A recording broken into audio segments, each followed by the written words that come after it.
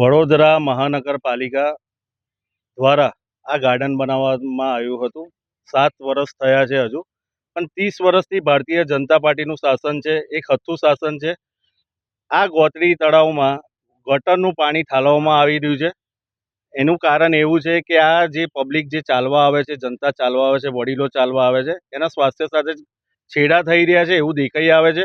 કારણ કે આજે જુઓ કે 30 વર્ષથી લોકોએ ખોબા ભરીને વોટ આપ્યા, એની જગ્યાએ આજે જનતાને હાલાકી ના પડે એવું સગવડ આપવી જોઈએ. એની જગ્યાએ સ્વાસ્થ્ય સાથે છેડા થઈ રહ્યા છે. વડોદરા મહાનગરપાલિકાનું નિરાકરણ નહીં લાવે તો અમે ગાંધી ચિંધ્યા માર્ગે આંદોલન કરવું પડશે. બીજી વસ્તુ એ કહેવા જઈએ છે કે આ તાત્કાલિક ધોરણે આનું નિરાકરણ લાવવું જોઈએ. જે બી અધિકારી હોય, જે બી કોર્પોરેટર હોય, એ લોકો અહીંયા આવવું જોઈએ અને તાત્કાલિકપણે એનું નિરાકરણ લાવવું જોઈએ.